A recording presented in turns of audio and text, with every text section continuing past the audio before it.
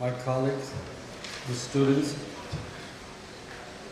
I would like to welcome you all today to the 8th of the Istanbul Şehir Üniversitesi's talk series that's called ŞEHİR Talk. Istanbul Şehir Üniversitesi started this high-profile talk series from the very beginning when the university first opened its door to the public. In the past, we have hosted several distinguished professors in various fields. Our last speaker in the series was from Binghamton University, late Professor Ali Mazrui, and today we are having another speaker from the same university. As one of his students, I am honored to introduce to you Professor Rifa'at Abou-al-Haj as our distinguished guest speaker. Abou-al-Haj is Emeritus Professor in History of the Ottoman Empire.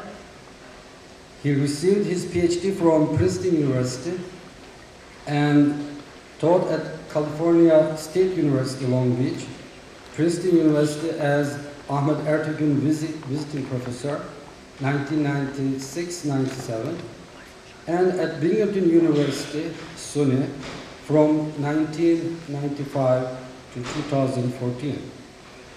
Last year, Professor Abou-al-Haj received MESA Mentoring Award as a recognition of his lifelong commitment to mentorship in every sense of the word. Abou-al-Haj authored 2 books and co-editored and contributed to a 3rd book. He wrote more than 25 articles and more than 30 reviews. His academic endeavor as a whole, including his vibrant participations in many conferences, workshops, and seminars, shook the discursive structures of the classical approaches to the Ottoman studies, such as decline paradigm, and paved the way for new approaches in the field. His book, Formation of Modern State, The Ottoman Empire, 16th to 18th Centuries, is the most acclaimed and paradigm shifter book in the Ottoman studies.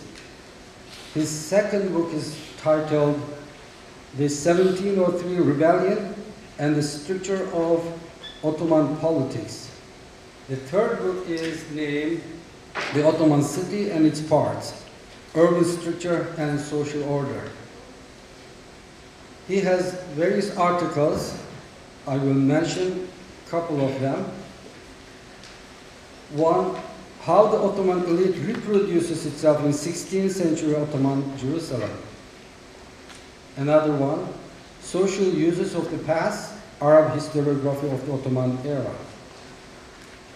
Another one, historiography in Southwest Asian and North African studies since Said's Orientalism, 1978. Another one is Ottoman Nasihatname as a discourse over morality.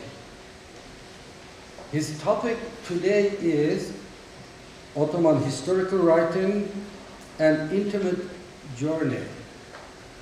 He assured me that when I say intimate journey, I add there, this is an intimate safar, an expedition, and he means that.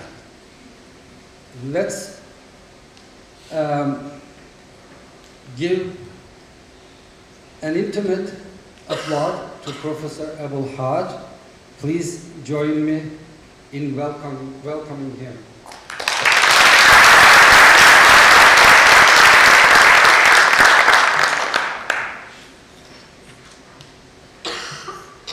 By coming here, I feel confident to talk informally at the beginning. How I feel being in Istanbul and in Paris.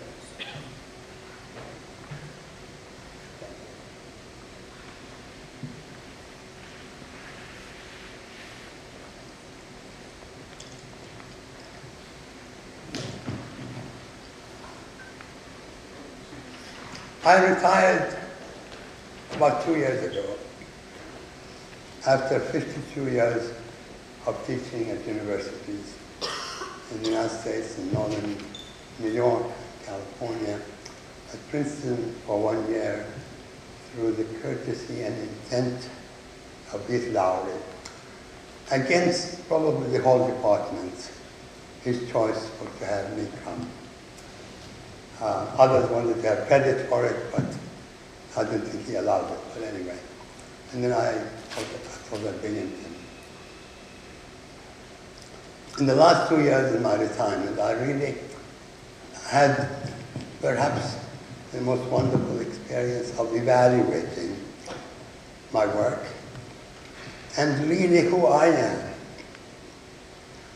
what I am, why, for example, did I choose to study Ottoman history. Initially, I chose it because when I went to Princeton, I said, well, I'm an Arab, I know Arabic language, and I'm really not going to learn anything new.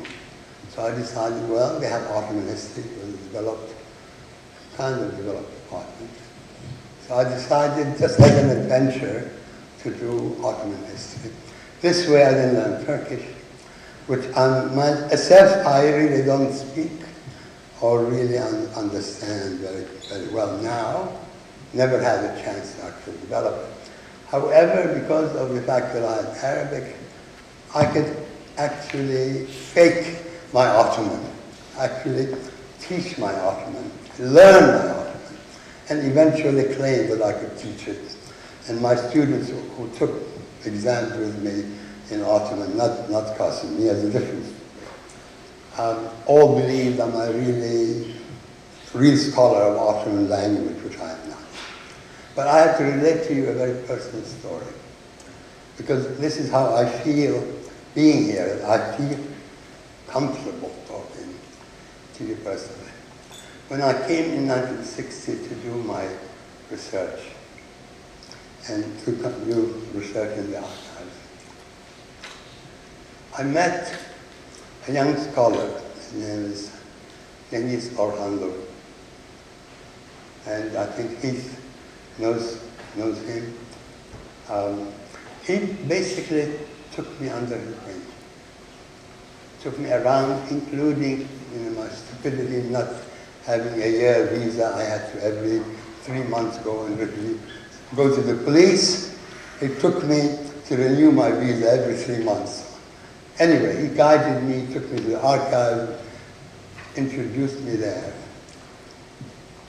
I remember still the two people who really taught me how to look at the archive and understand. Their names are Uyuk and Küçük Ziya. Ziya and Küçük. I don't know if any one of you who've had that experience in the archives coincided when you're there with them, but it's not important. It's important for me to mention and to honor their names because they taught me how to read the archives. Bottom line, I probably would have learned it, but it was helpful, as with all teachers, to have somebody who tell you this is how to say it.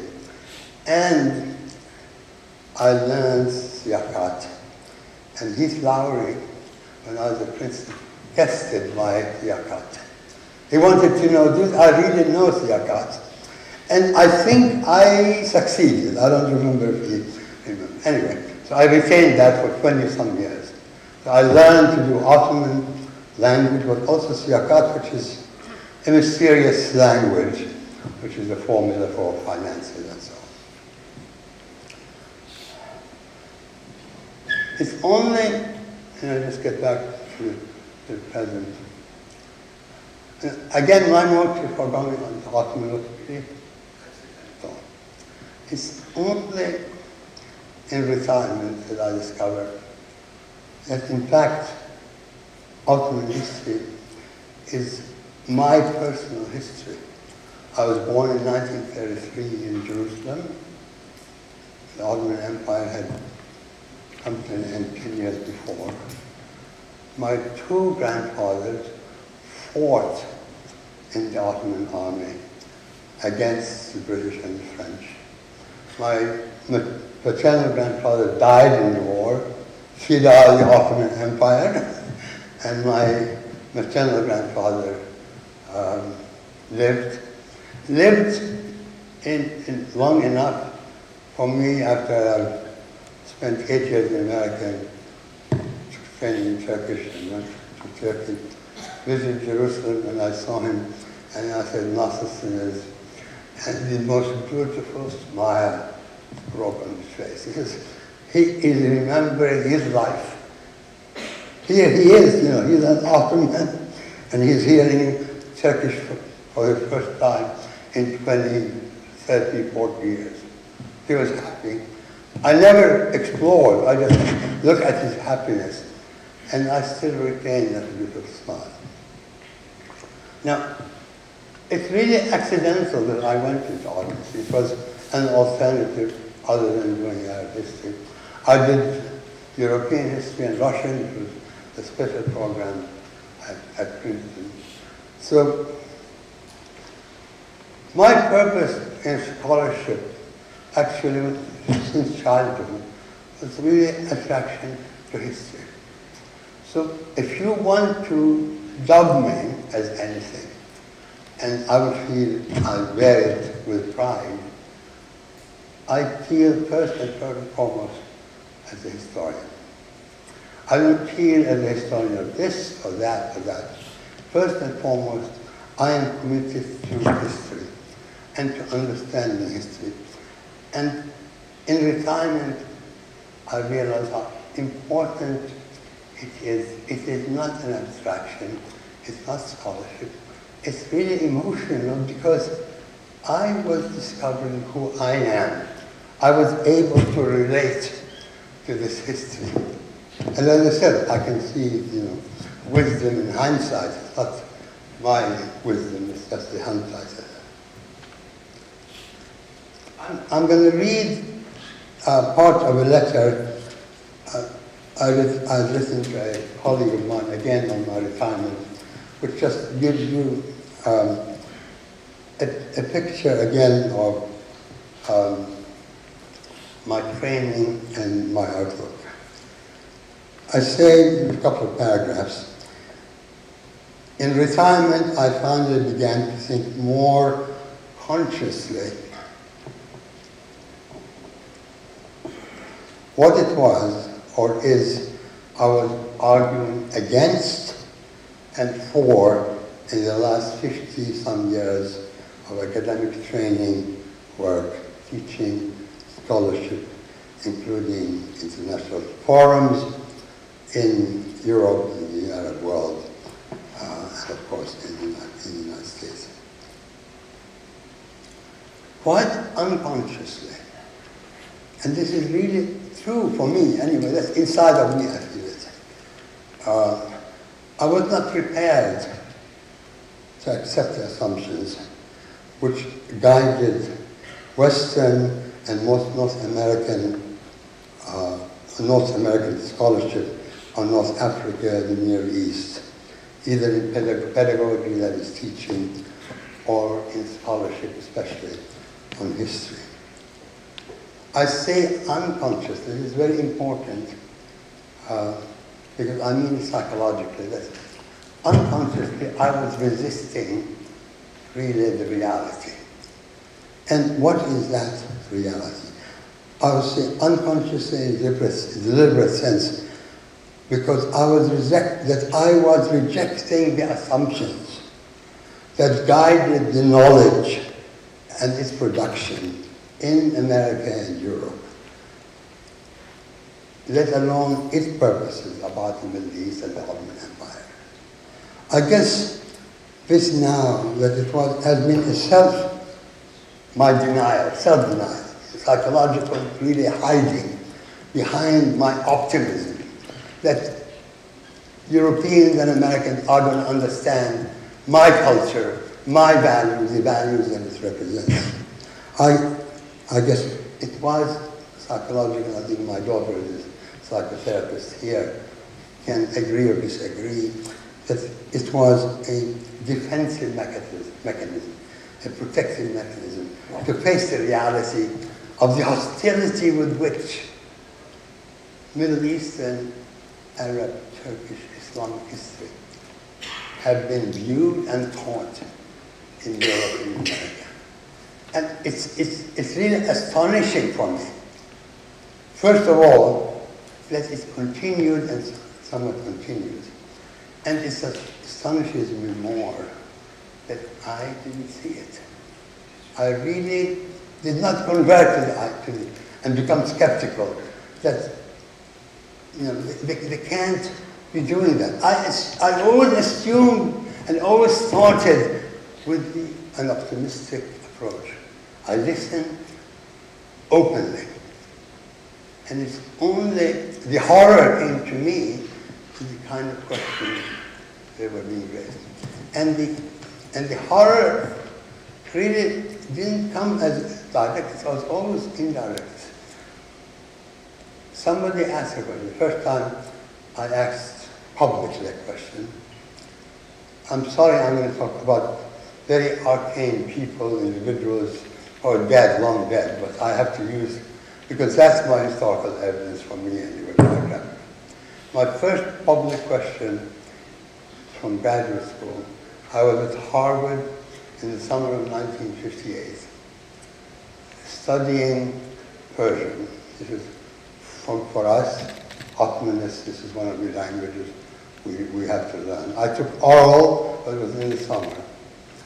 And it was, as I said, 58, this was about 2 years after the Middle East Studies program and center and teaching at Harvard began. And the founder of the center was a famous Arabist who also pretended to be Ottoman. His name is H, and it's a very long name. He became a Sir. H-A-R, it's a big name. Now, I have to tell you again, and you might think it's strange that I, as a historian, I don't remember the subject. I don't remember even my question. The only thing I remember is the hostility to my question. The hostility that now I feel, if they could have physically kicked me out of the seminar room, they were done. And incidentally, I continue to feel that at practically every forum, including forums that Heath and I attended, and Engin and I attended as well. He may not see it that way, but this is my story, and this is how I see it. Had I realized that early on the kind of hostility Middle Eastern history in all its variations, Arab, Turkish, even Persian, was viewed, I think I would have quit a long time ago. And again, I'm going to take a diversion. You're going to have to be patient with me, because I'm going to give you the arcania of my thinking, but trying to illustrate the kind of experiences I've had. So as I said, I would have quit. The other occasions in which I raised questions after presentations, I'm going to just give you random. The last time I remember in the 1980s, I was still in California. My sister Samira Haj was training as a historian. She and I attended a lecture, and again, it's not in Ottoman, but a lecture by Roger Owen, somebody that you know, who was famous, I guess, for his understanding or pretension to understand economic history, especially of the modern period. So he gave a presentation,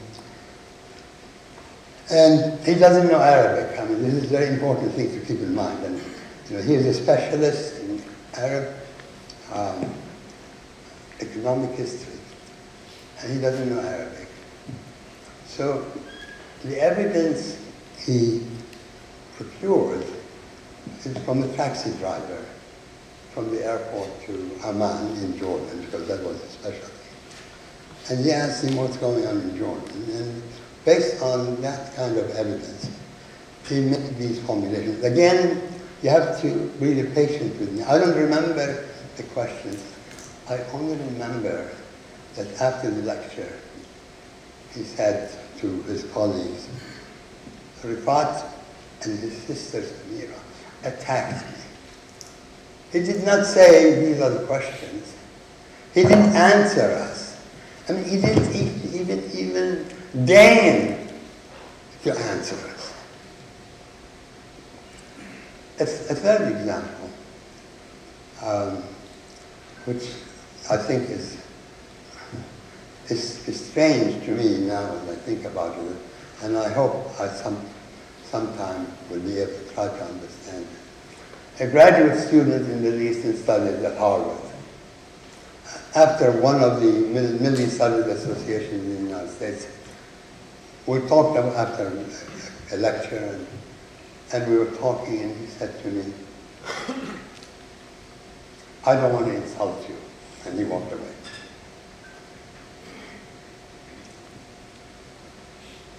I'm telling you, I'm trying to understand how he was going to insult me. So what I've done, and I haven't gone through it, I've bought two of his books. One, The History of the Arabs, and the other one was The Fall of the Ottoman Empire. Two thick, 300, 400 books.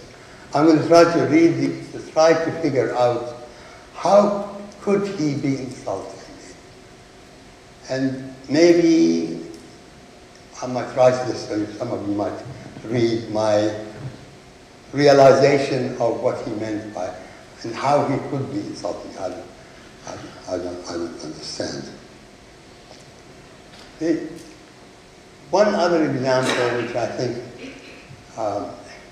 Heath was a witness to, because again, Heath Lowry is the one who brought me to Princeton Colonial.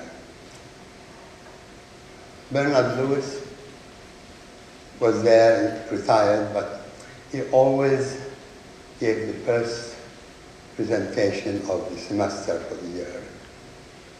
Whatever topic he came to mind. That year, and I was there for a visiting professor, courtesy again of a Turkish benefactor, Erdogan, and said he chose, I mean, remember he's an Ottoman historian, but he also knows the Arab world, and he knows the contemporary scene. He gave a lecture critiquing, belittling all the Arab states, contemporary Arab states. Here, innocent me, because I'm being a historian, and he's a historian, and there's a geography involved. I said, you talk about modern Arab states, but why did you leave Israel? He left Israel as a modern state, which is right there in the center, actually, of the Arab world. And I swear to you, that he might not feel the impact of that. People came to Lewis and basically protecting him from answering the question. I don't know if you remember that. And I'm not asking to affirm how I'm interpreting. I'm just saying this is a historical occasion. There's a witness to it and a culprit in the sense he brought me to Princeton. And he also suffered from that as well. So why would an expert on the Arab world, who claims to be an expert on the modern Arab world, leave Israel? It's staggering. I mean, it's there, right? I mean, it's an Israeli state, okay? He does not consider it part of the Middle East. So I have to ask you just to think, because I'm not going to try to suggest to you what that means. I want you to think about what it means.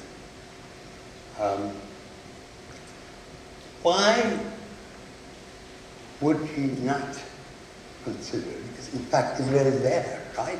It's part of the modern Middle East society, and he did not touch it. And I asked that really innocent. I mean, it wasn't an attack. I wasn't saying, you're ignoring this. No, I really wanted to know. Here it is, a modern state in the Middle East, Israel, and he just left it out. I want you to think about that. What does that mean? When you're talking about the Middle East, you ignore Israel, but you are one of the founders and supporters of Israel. Yet, here he is, he's blind to actually the fact that Israel is right there, and he is not, I mean, at least from my point of view, he doesn't seem to recognize that Israel is there. I want you to try to figure out psychologically what that means, to not an affirmation. So, and as I said, the hostility to my question is palpable.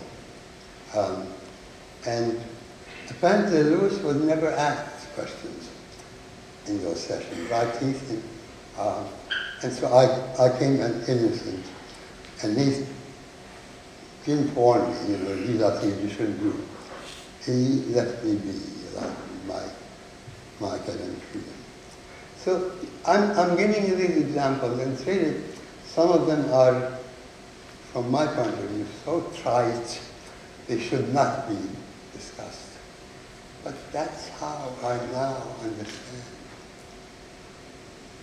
the assumptions behind the kind of scholarship that I was listening to, hearing in public. And this is the kind of scholarship that is published. It's not just oral, it is really published.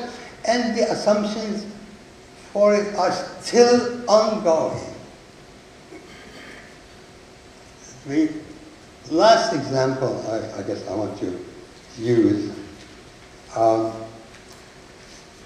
before that, I want to talk about reception of scholarship, because this is what we are really about as historians and social scientists. We do research, we publish our work. We are not producing Allah's word, the Quran. We are producing human speculation, thinking about the present and the future and the past, and making our present contention what is reality and its meaning. So each generation, as I say in one of my short articles, each generation writes its own history. It writes its own vision. They are not writing it for us, they are writing it for them. They are writing, each generation, we thought, is learning something, but they are not learning because of us. They are learning because they have to write their own history. They have to try to understand their own future. It's not our past they're dealing with. They have to deal with that. Because that's the reality. They are the ones who have to formulate their own history and their understanding of that history. It doesn't mean we don't have a capacity to project what the future is going to look like. But more important is that their projection is significant and relevant to them. Now, what I'm assuming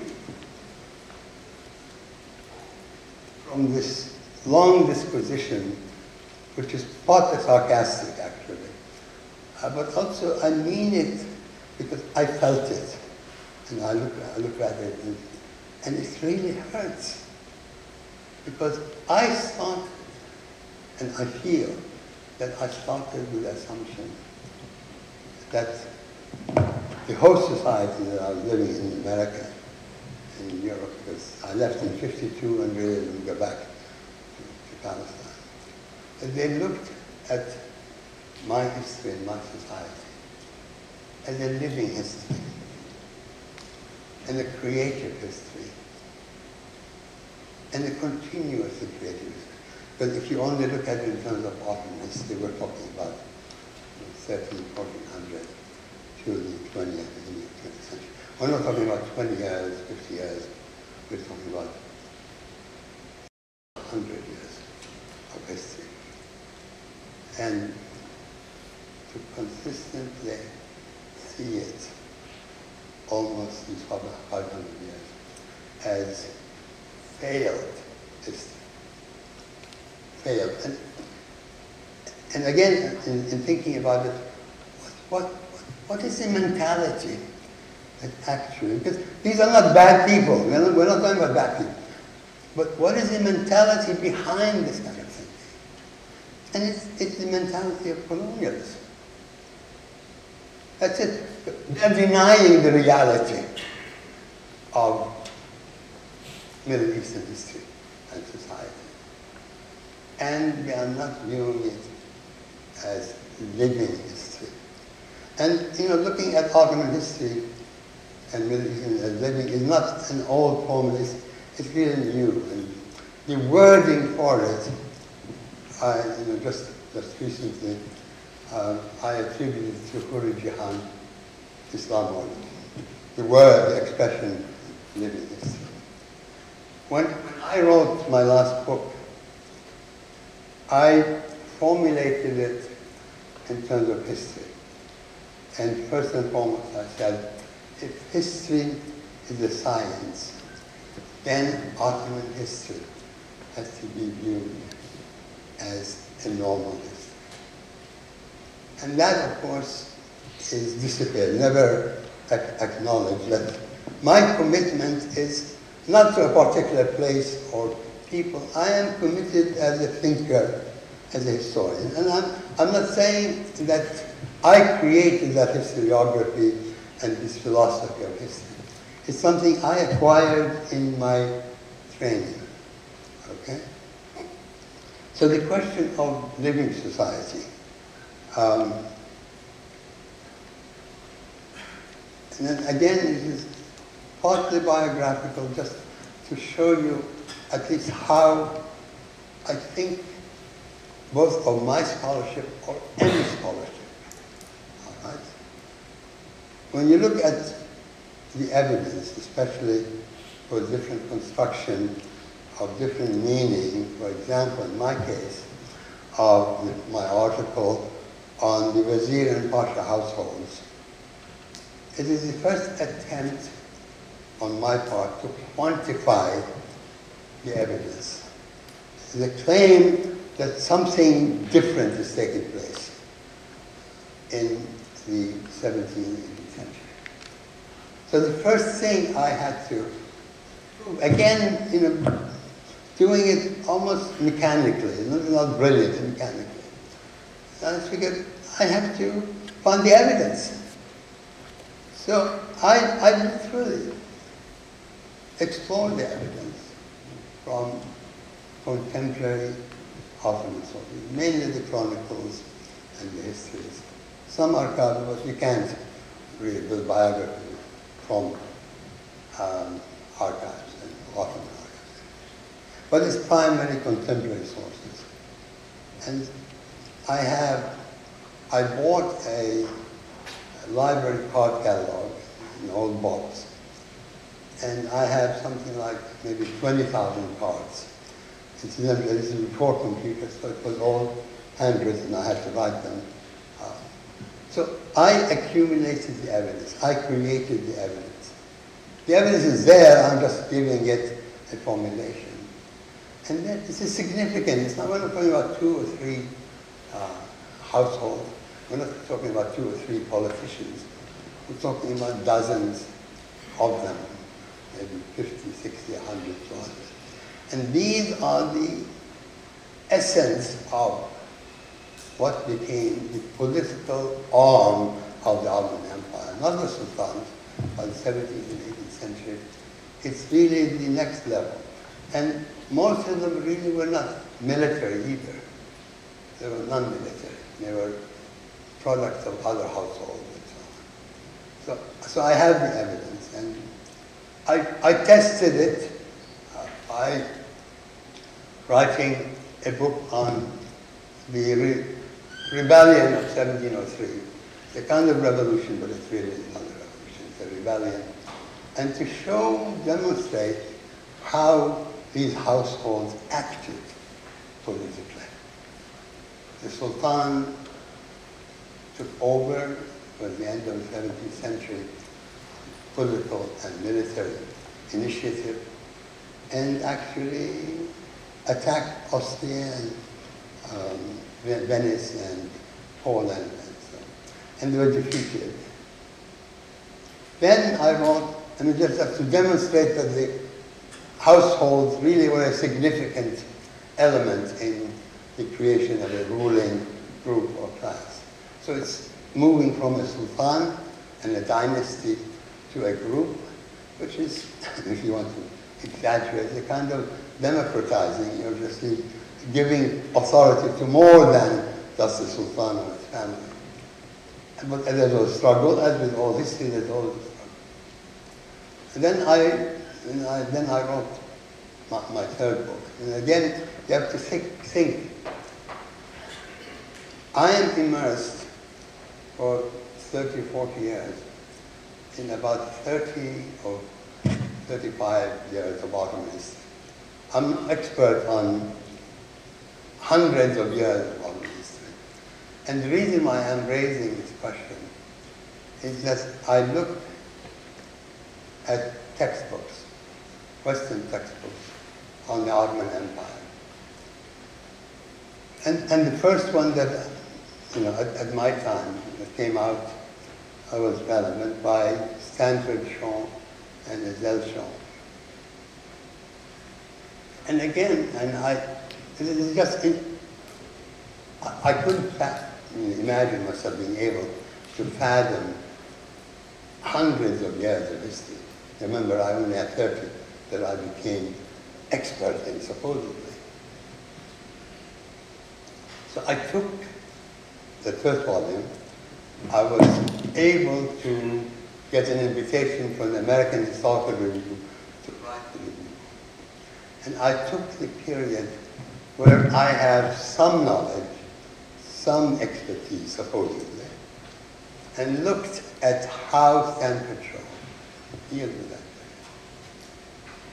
And the first thing I always look at in evaluating scholarship are the sources. I mean, you have to know, what are they based on? Are they based on fiction? Are they based on known sources? And what kind are the contemporary sources? Are they later sources?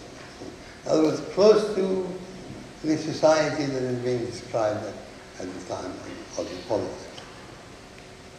And I didn't say it, but basically in my review, which was published in the 1970s, and I said, I can demonstrate that the part that I know about is derivative from President Churchill's work. I mean, literally, footnotes, information without acknowledgement. So it's plagiarism. This is a book, remember, not published by a provincial university press. It was published by Cambridge University Press, the premier Western English language. So, incidentally, I never heard from anybody about that review. To this day, in all the bibliographies that you see, Stanford Shaw and Ezel Shaw are listed as, the sources, the first sources to study Ottoman history. So, I wonder, what does that mean? And why, I guess, can I say, is that ignoring my work? I can't really believe that, because And if in fact it is ignoring, why would they ignore it? And I guess I can also come to the conclusion that maybe I wasn't that important. I wasn't at an important university being published by an important, and in this case it was important, but nobody wanted actually to believe that this fakery could actually be perpetrated under our noses in England and in the United States and published. There's a later attempt at writing a textbook. And here I have to admit, I really didn't go into deeply in it. And Caroline Finkel wrote a book of about 500 pages on Ottoman history. I just want you to contemplate the title. It's called The Sultan's Dream. What does that convey? You're talking about a serious history that is writing a summary and it's a guide for colleges and professors and so on. And I didn't really read the section, but I looked at the bibliography in the area that I have some expertise in. And I noticed that it was based on primary sources. Really based on primary sources. That is contemporary chronicles, 17th century, 18th century chronicles. Now you have to try to look at the enormity of the assumption here. One individual can actually fathom primary sources for 700, 800 years of history and write a textbook of the Ottoman Empire. And this was done since the turn of this century, 2000 something. I'm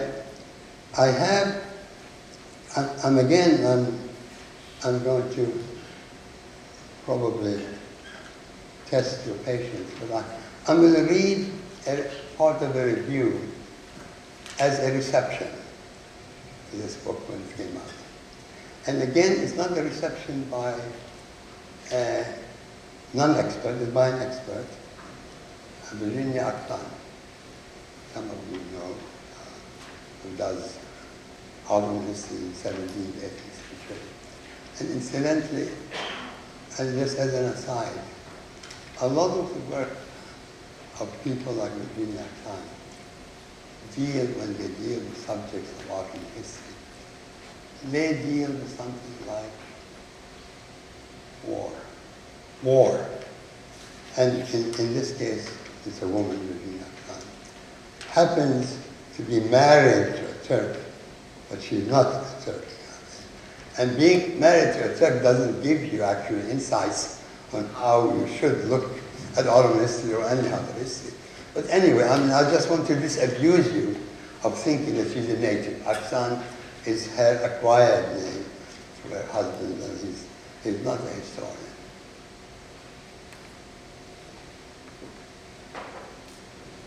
I'm going to read you, it's a little long paragraph. Partly I want you to keep you seated, and partly to illustrate under what kind of assumption this work is done. What kind of pretension, what kind of expertise are you claiming by doing this? So this is Virginia Aktan describing Caroline Finkel's work.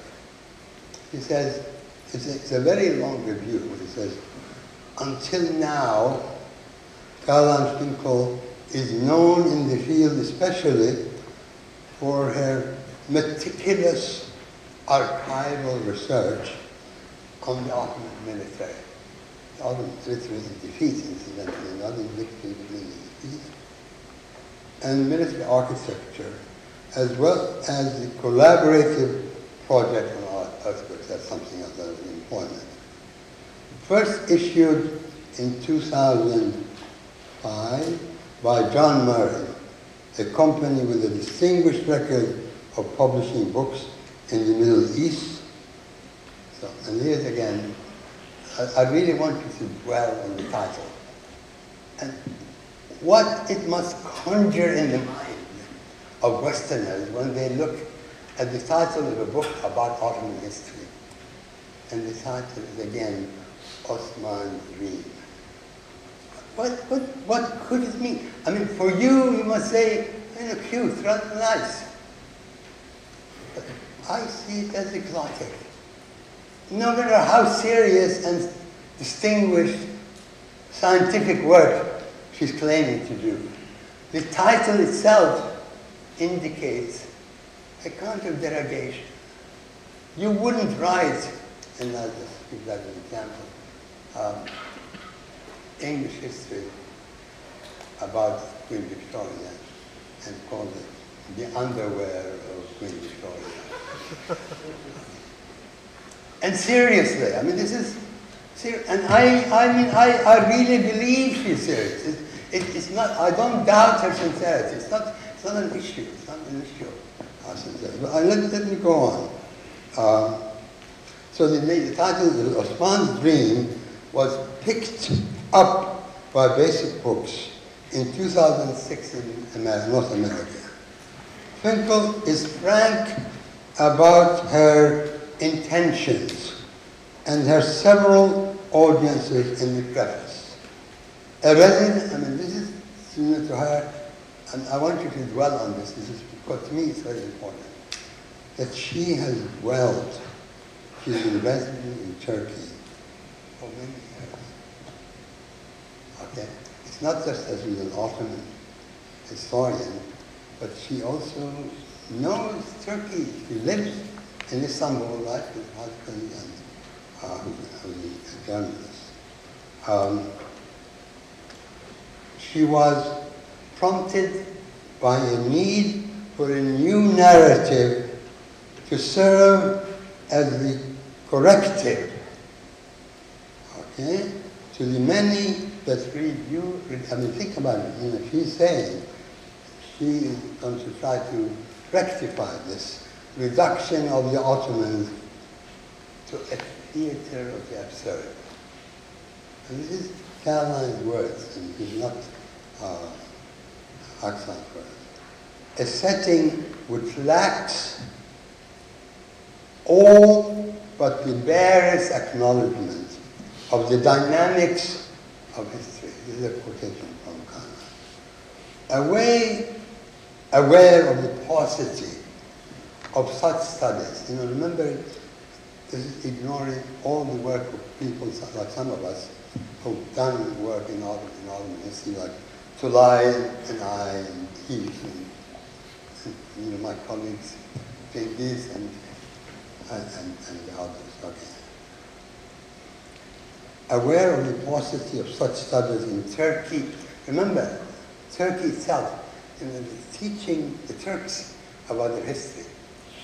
Remember, you guys are being taught by Caroline Finkel, okay, about your history, about Ottoman history, if you consider that your history. She aimed at filling the void for a contemporary Turkish audience, but also addressing the general reader whose views has been particularly influenced by the what went wrong, quotation marks, and again quotation, what did they, or didn't they, when they succeed or succeed, and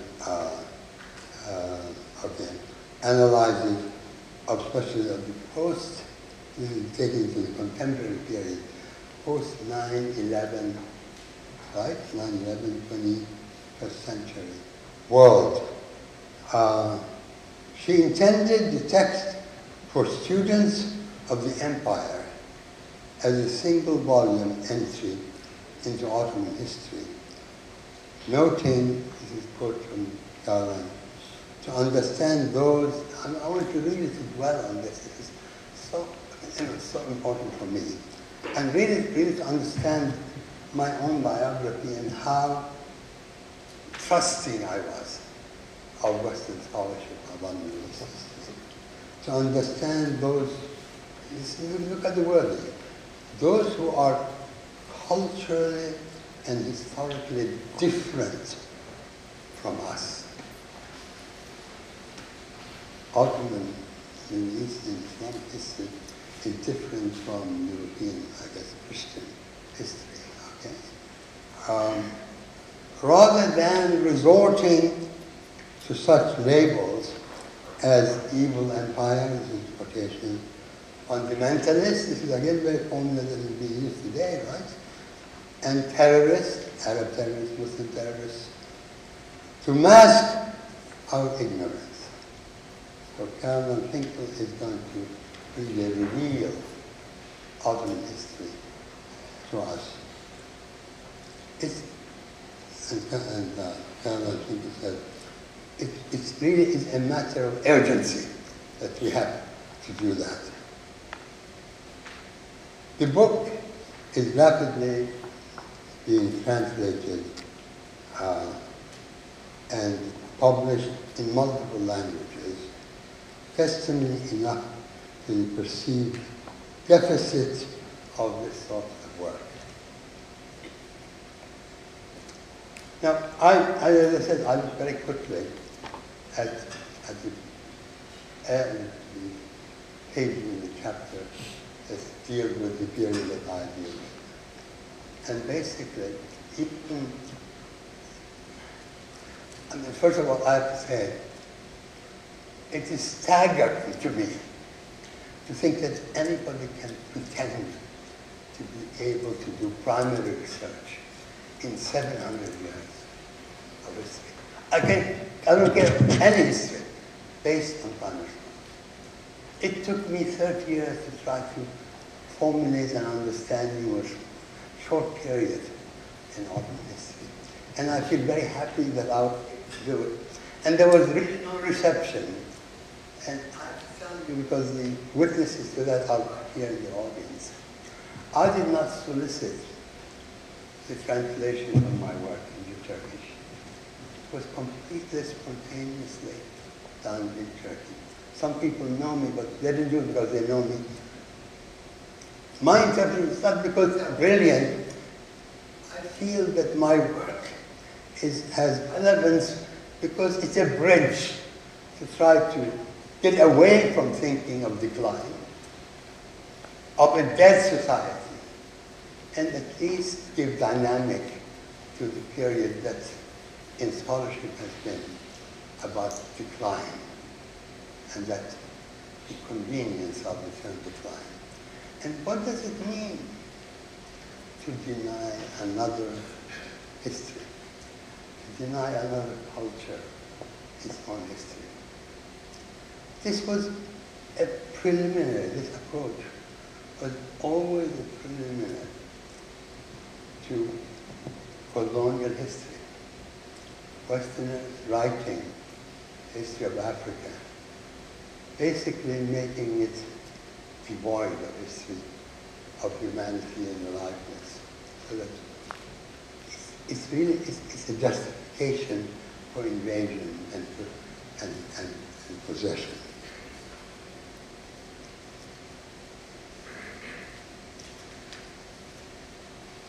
I just want to give you an example which is really very irritating to me because it is so simple, it's not profound. There's a literature in Ottoman culture called the literature of advice to princes. Sultanic advice. Right to life, and this is part of our education, like you know. I approached this literature. You remember I'm talking about 20-some years ago.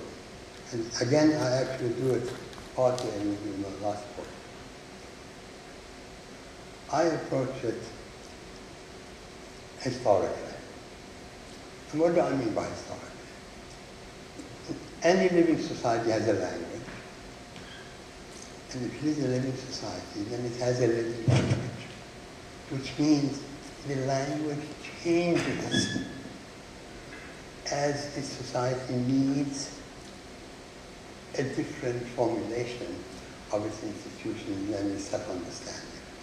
It can't import other terms or genres or examples from the outside. It has to, if it's a living society, it's not importing, imitating. It has to actually use its own sources to understand itself, which means that as a living society, any living society, if it stays for any length of time, the language changes in meaning, connotatively and denotatively, I mean directly or indirectly. So I'm taking the Nasihatnameh as an example, because it's really, and again, my approach is very simple. I'm not trying to be very complicated. I'm looking at this and I see how over, and it's not because I'm an expert, but it happens to be able, I happen to be able to find evidence over a number of centuries of how the Nasihatnameh is used. So initially, Nasihatnameh literally means what? Advice to princes. So, and these are the 16th, 17th, 18th century variations that basically could be, have one or two or three meaning, and historically you can actually demonstrate it. The writers, some of them may use it as a means of protesting the fact that they lost their station in political life. And so they attribute decline to the rulership and to the society. So that's one interpretation. One is saying, I want to correct it, to be a corrective. So it's constructive, like a 5-year plan for us in modern time, or 10-year plan. Okay, and that's, I'm giving you now instructions of how the Ottoman society should be reconstructed. I haven't done the research, I'm just being suggested. I was interested actually in printing, the modern printing press. I find that in the second half of the 19th century, at this time, and again, I'm not an expert, and I have experts, and again also in the 19th, 20th century, there was an occasion actually to write a constitution, right? In this middle of 17, 18. And remember, the printing press has been introduced sometime in the 18th century. Now it's really, especially through Egypt, the Egyptians also are reproducing it. There's a reproduction of Nasihatnameh, Kochubeh, I think, in the middle of the second half of the 19th century, and it was used in the discussion by the legislators in the creation of the Ottoman Constitution. So I would think 16th, 17th century, what Nasihatnameh means, then it develops. And again, living society, living language, the meaning is changing as the society's needs are changing, and they're changing the language to accommodate their needs because they can't borrow from the outside as modern. This is how we are able now to talk about citizens' rights. This used to be the rights of privileged people now, and incidentally, again, I have to be accused and accept the accusation of being Eurocentric. I mean, it fits very much the conception of the English so-called constitutional, non-constitutional movement from the 13th century. When you look at that in the Encyclopedia Britannica in the 20th century, in the 13th century, the argument about constitutionalism was between the aristocrats and the king. British Encyclopedia Britannica in the 20th century, the one I read, says it's a charter for people's rights. Okay? So that in English history it's fine for these created historical concepts to actually evolve in meaning as the society changes. And so I see here in Ottoman society, yes, and even in the second half of the 19th century, in which the Ottoman Empire is struggling supposedly struggling to survive. And this is being produced. It wasn't actually adopted, but it was part of the discussion. So at least it remained living as part of the culture and the language. And I think even in the constitutional period, the beginning of the 20th century, Nasihat Name. Now, the reason I'm going through this, the tedious details, is to try to present to you how some young American scholars treat the Nasihat Name. And I mean young, maybe 30 years, younger than I am. Maybe people in their 40s, 30s and 40s. The youngest of them, their name is Ferguson. She's coming out with a book about the Nasihat Name. The Nasihat Name is really viewed as part of Ottoman culture. And to try to understand Ottoman culture, you have to use what are the sources of it's Islamic, so you study the Orientalists who talk about Islam and political culture. So in other words, you have to figure, I really have to ask myself, what is the purpose of trying to abstract what is actually a living example of a living language, in this case Ottoman, and a living culture, political culture?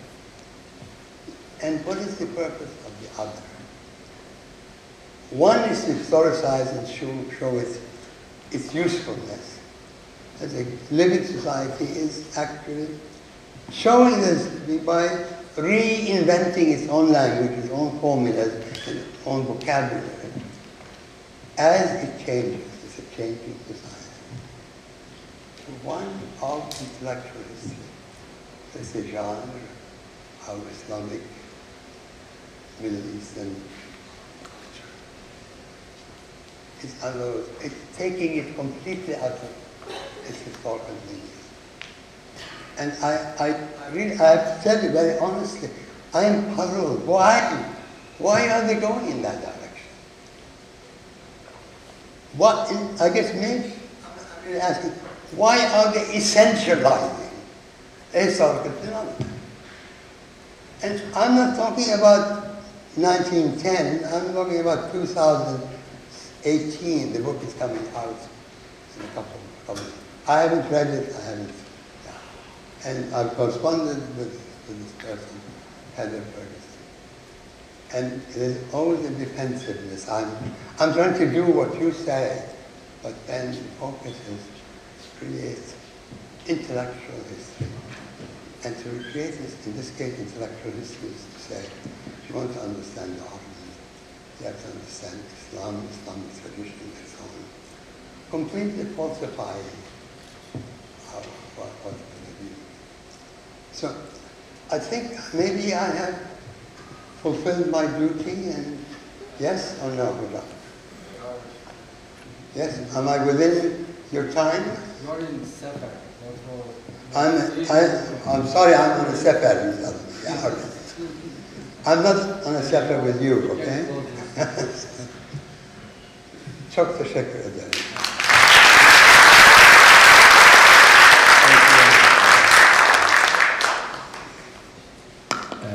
We have a snapshot of the historical heated times that Professor has went through, and we are just recreating that and reproducing that within the settings that we have in ŞEHİR University with your participation. And we hope that it was useful, and we will open it to any questions and comments. I have really, this is something I developed. I think you understand with age. Some of us begin to ALD, and didn't understand also. And I had a cold about 3 months ago and it affected my hearing. So I don't know how to solve that problem unless somebody comes and uses this to ask questions. You can hear it, I can hear it, and at least it'll give us an opportunity to hear each other. Okay? Is that yes, acceptable? We will have a microphone. Yeah.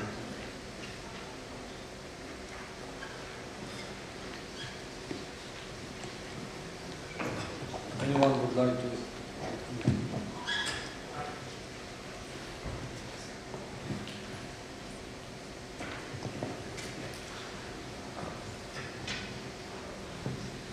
So it's open to any comments, any comment. It was a long journey, so maybe we would be able to stop here and just.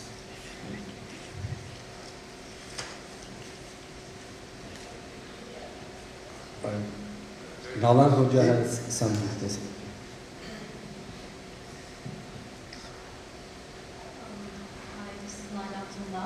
Louder, okay? I can hear you.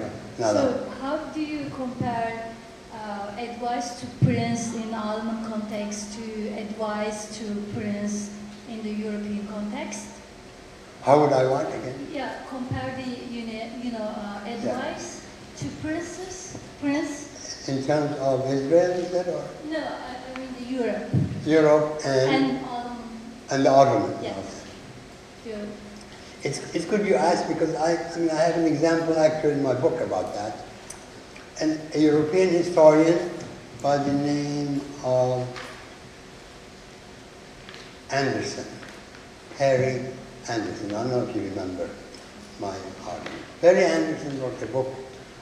He's an expert, radical leftist expert, on radical movements in Europe and radical movements around the world. And in this book called something about absolutism, I don't know the title, but if you want it, write me and I will send it to you, or you can look it up. And how is, he's really doing a dynamic treatment of the rise of absolutism. And then, to me, I am a European historian by training, and so he says, he has a chapter that is completely out of the context of what we're doing.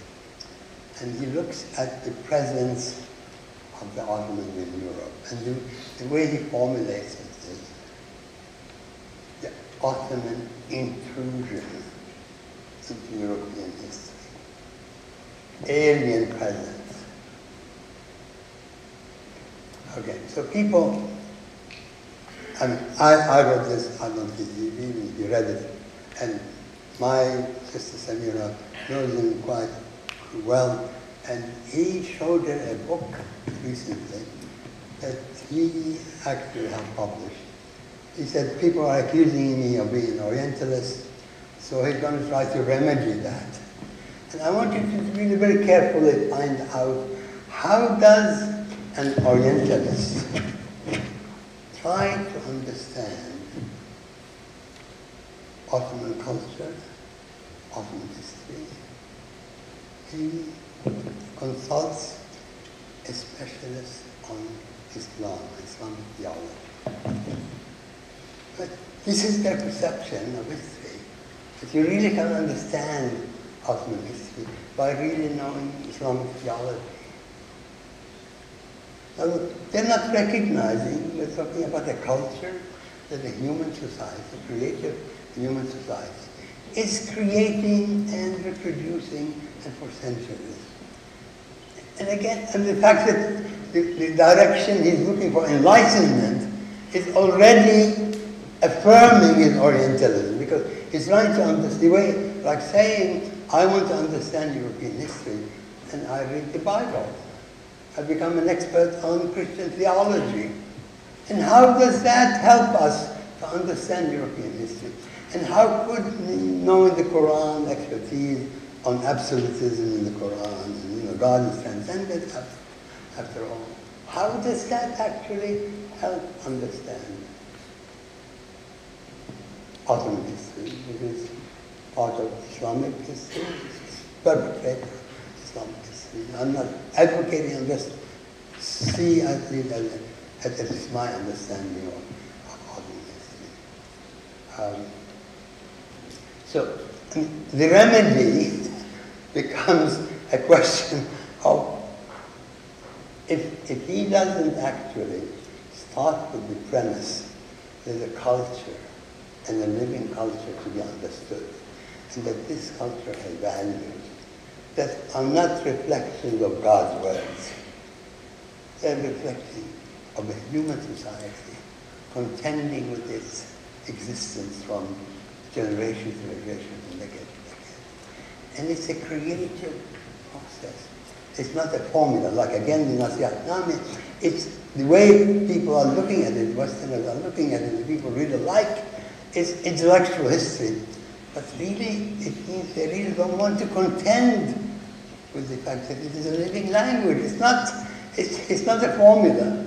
And you can't understand Ottoman history if you look at it as intellectual history through this kind of formulation about Nasser. In other words, if you want to understand Ottoman culture, literature, you can't understand it by this formulaic way. Because these formulaic ways, including intellectuals, and I'm saying that intellectual historians among my colleagues, who's collecting these ideas and theories from the outside, and the expertise is based on theories rather than any kind of development of some kind of knowledge or expertise. I don't know if I answered your question, but I'm trying. Okay?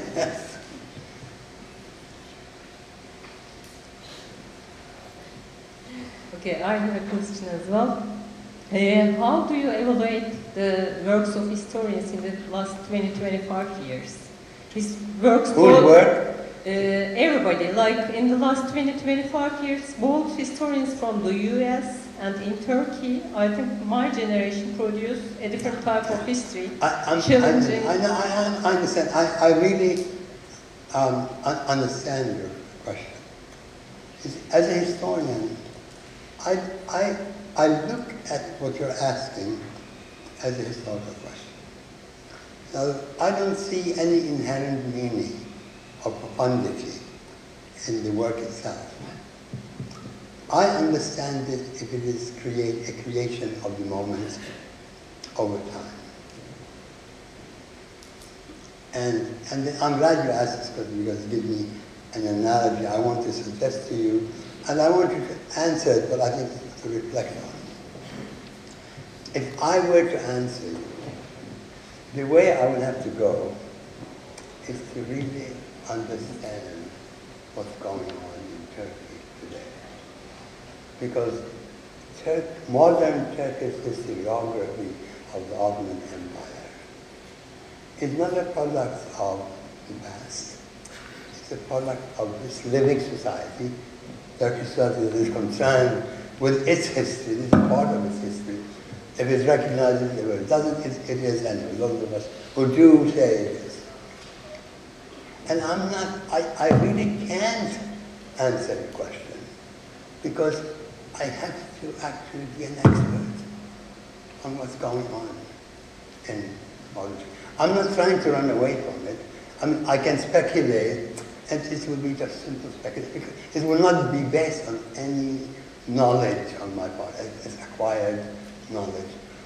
Because I see historiography as a human phenomenon. I don't see it as profundity. I think like us working, and then people they're asking me to situate Ottoman history today.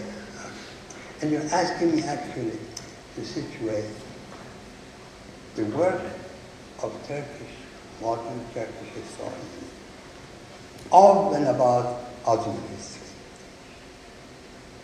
And I have to be very modest because I don't know.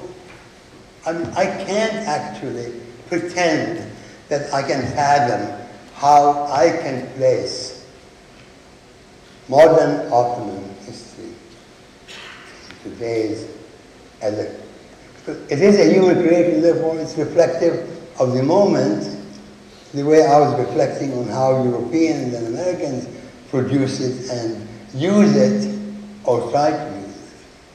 But the other tangent, and just remind me, and it's something I didn't think about until recently. And again, Virginia Aksan illustrates this, and several contemporaries do that. I found a tendency among a lot of American and especially European historians to use Israeli scholarship on the Ottoman Empire. And I also wonder how to situate that. I am not going to do it. I am not an expert on Palestine. I was born there, and that's it. I didn't make that into a fetish. It's not. I mean, I have to tell you, I don't believe in nationalism, because nationalism and nation states are built on racism. You know, we create a race. We are Arabs. We are Turks. We are this. There is no such thing. You know, it's an artificial thing, and it has its. You have to evaluate its political purpose. So, and again, in Israeli history, I can't place. But what I find interesting is that there seems to be a resonance in Europeans and Americans for them in Israeli scholarship about the Ottoman Empire. Now you can say, and I think this is legitimate to say, yes, I mean, Israel is part of the Middle East now, and they are writing, I don't think they'll ever admit they're writing this as their own history. It's not part of their history. So I really have to admit that I'm actually incapable of being able to answer. I mean, I would love to, and I have to then do a whole chapter in my training thinking. And I think it should be done by Turks who want to understand the place of Ottoman scholarship in modern Turkish life history is the art.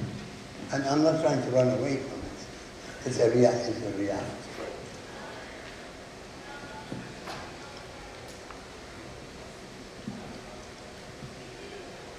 Rifa'at, we are both getting somewhat nearer to the end of the journey. What would you do over? Anything different?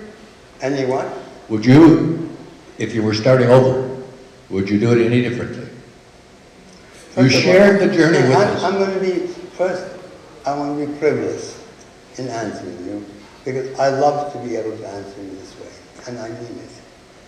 I left, never came back to Turkey in 70, and 3 days ago I came. I felt at home. Okay. So I think each, either individuals or groups or societies, have to determine, because I wish that I had done this. I initially asked Qasim Hoca to share with you a 2-page paper I've written called Transition. And basically it summarizes my own approach to history, which is, it's nothing new, but it's somewhat derivative, but it at least reflects my thinking, and it's something that is challenging for us, and it's really relevant to your question. I believe that each generation writes its own history. I don't benefit from earlier historiography. Current generation really cannot benefit. It has to write that history for its purposes. It's not going to write it for our generation. The next generation has to write its own history. That's, you know, Genghis and Nader and Kulhan. You are the ones who have to write that history. And you have to write it not for us, not for me, but you have to write it in terms of your vision of what this history should lead to, up to. I'm sorry, I couldn't answer you in a profound way. Very nice.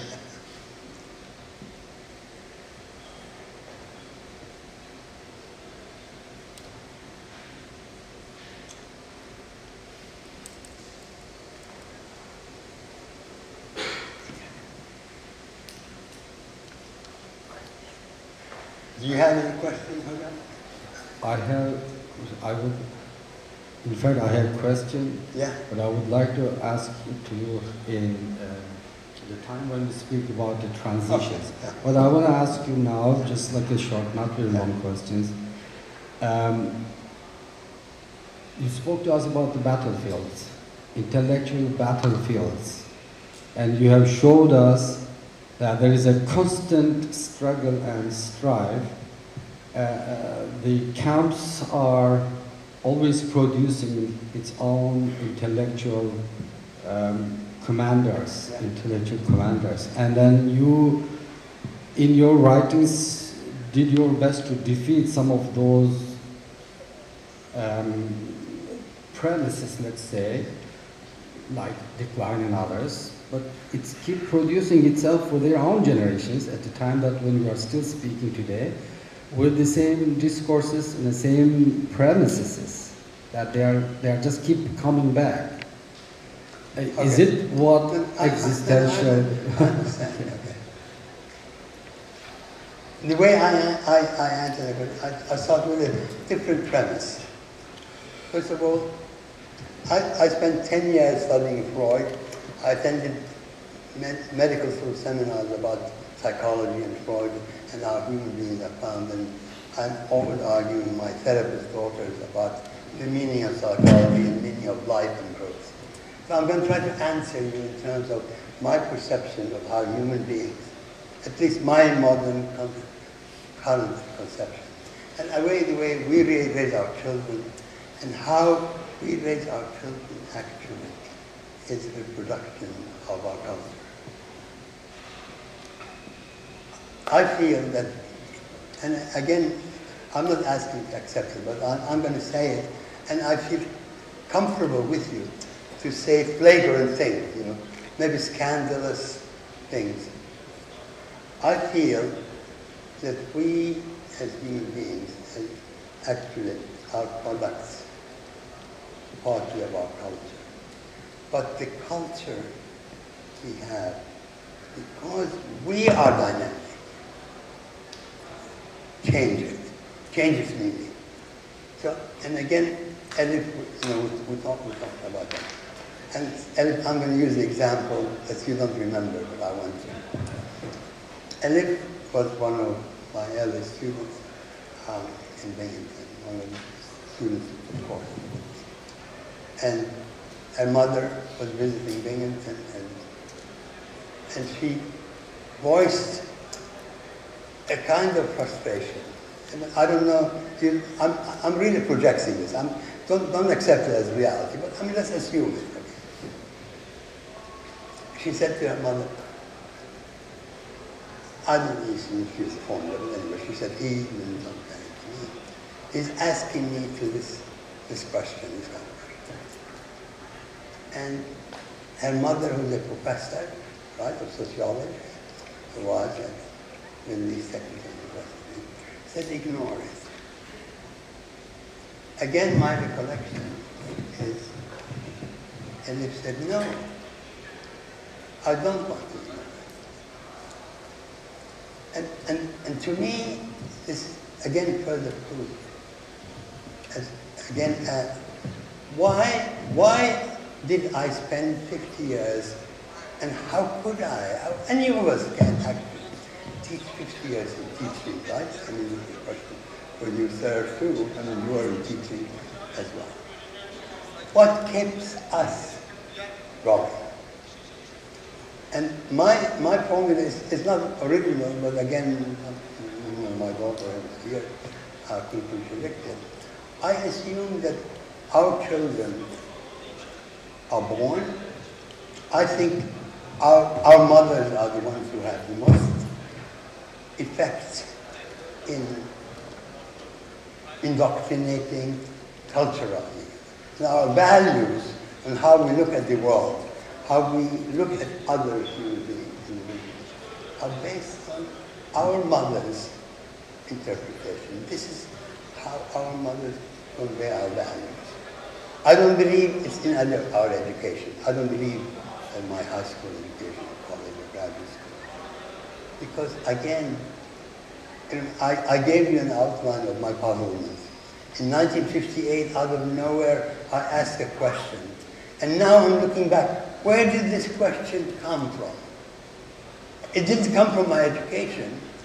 It came out from how I grow up, how I look at the world, how I look at others. And I have an example which includes us here. And I'm sorry, I'm going to use my mother as an example also. But again, to try to illustrate to you how I am now thinking, and I can afford to think this way, I can ignore it, but let me just say it, and let me Sylvester.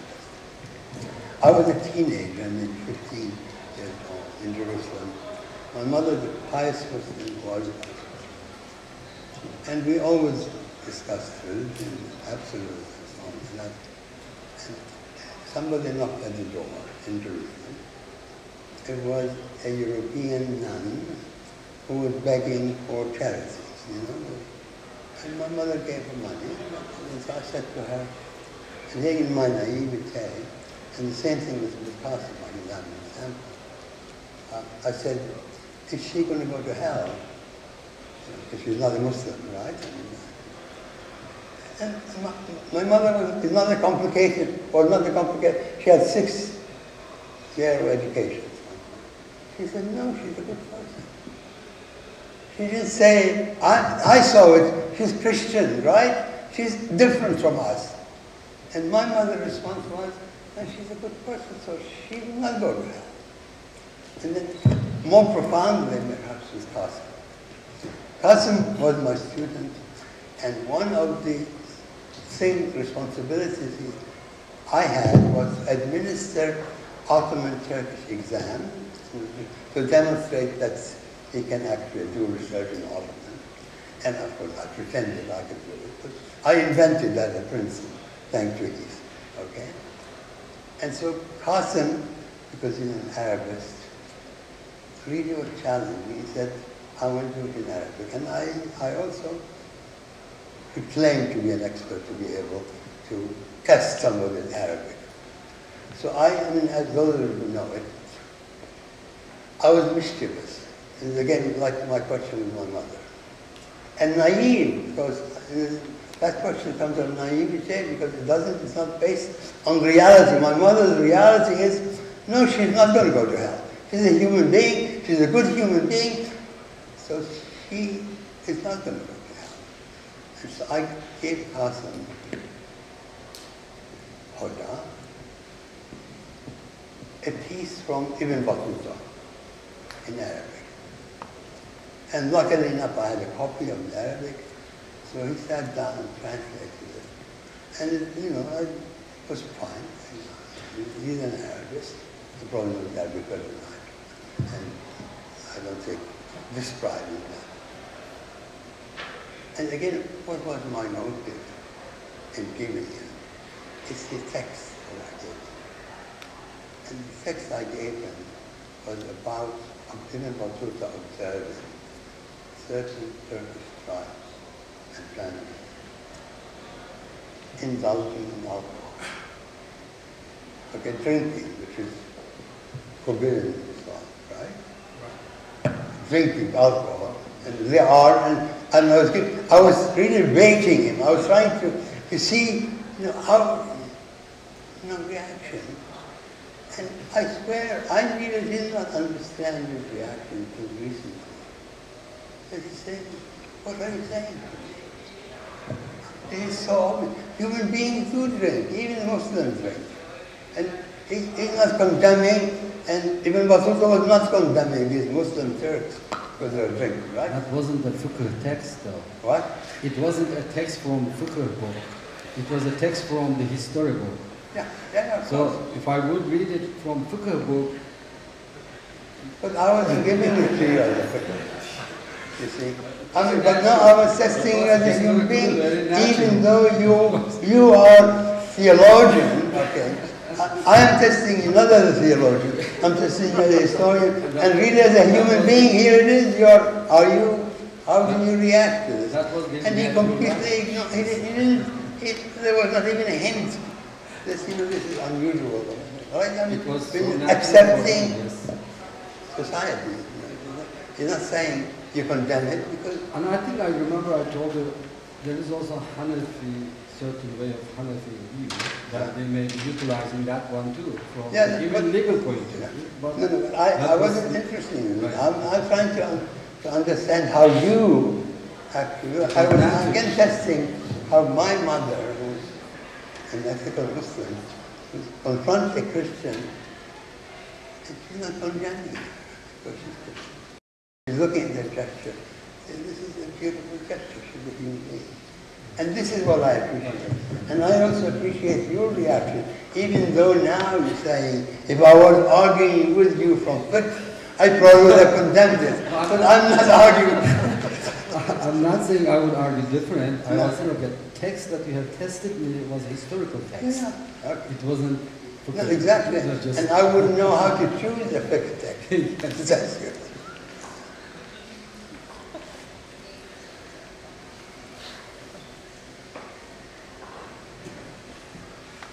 Copy?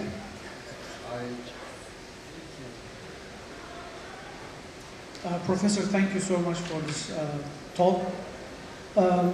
My question is short about the modern state.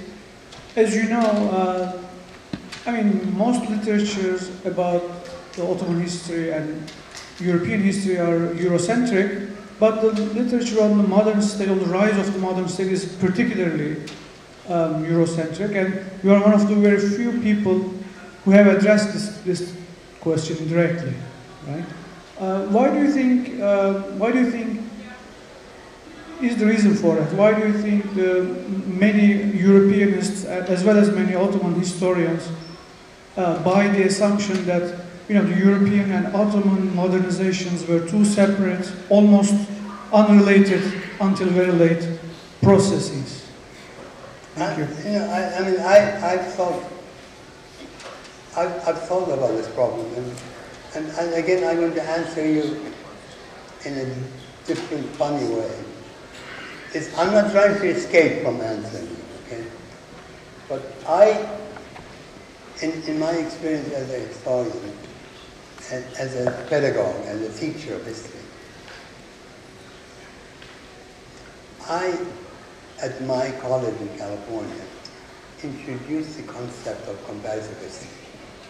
In answer to your question about it, I'm very conscious now how important it is to understand this, the comparative. It's not an intellectual issue. To me, it's a moral issue. Because if we don't understand each other, we're going to destroy each other. If we don't understand each other, we're going to destroy each other. Because that's how, actually, 200 years of European domination of the world resulted in colonialism, exploitation. I think... Can I just continue? This is an important caveat, because I was reduced comparative history, both at Long Beach and at Binghamton. And I did it without any fanfare, without any blustering or claiming anything. I did it because I felt it was important, okay? And my departments were either passive or just let me do what I wanted, and other people actually participated. I have a graduate student who now finished, her name is Christine Filiu, who's done Ottoman history with us in Princeton, right? You remember Christine Philiou, right? She wrote a dissertation about Ottoman European negotiations in the middle of the 19th century. And the person she used to study was a Greek Panarios, right? Where it was this. And I'm trying to illustrate really a phenomenon now that I think we have, as historians of the Ottoman Empire, ignored. The capacity of Ottoman culture to include in the creation of the culture non-Muslims, Greeks, Catholics, non-Catholics, Jews. They were welcomed into the Ottoman Empire, and they, by living as nomads, they became part of, and they helped in creating Ottoman culture. So to me, I see this as an example of actual continuity of that phenomenon. We as historians, either here or elsewhere, have ignored this, what I call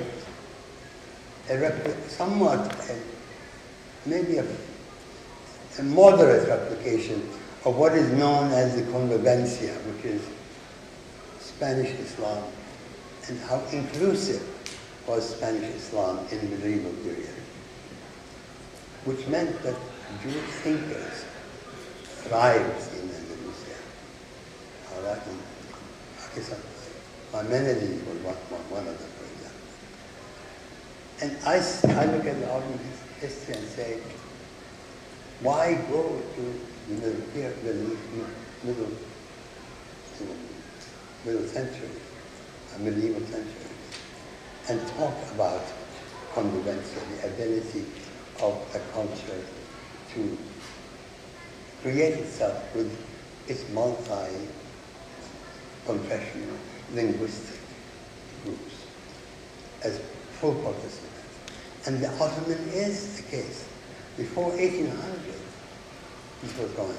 And Christine Philiou's work, actually, even in the middle of the 19th century, shows that the Ottomans used these Panarios who are Greek in faith and religion and language. He himself was Slavic, actually. But anyway, acculturated. To use them. And I see that as normal, right? For us as Ottoman historians. I don't think she did either. I mean, I don't think she did. But another student of ours in Princeton, Tom, probably you, wrote me, said that I actually made him think about the role of the Greek church in Ottoman Islam. And not positively or negatively, just as a natural part of it. In other words, he's saying, I'm learning now about how the Greeks participated in Ottoman culture, in the creation of Ottoman culture. And I really want to urge those of you who are doing Ottomanism to actually try to push so we can understand and contend with this fantastic experiment that was undergone. And I was, talking to Heath Lowry at once, and I was reminding him, when our friends, actually, our teacher, Andreas Titsa, among European Jews, where did they end up? They took refuge in Turkey. And nobody actually sees it. They may see it as a part of the nation state of Turkey. But I see it actually as a natural continuity of the culture.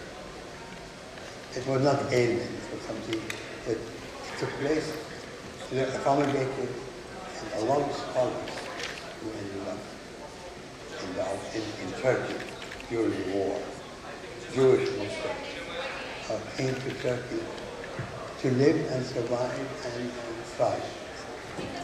I don't know if I answered your question. I'm trying. Thank you very much, and especially the last question.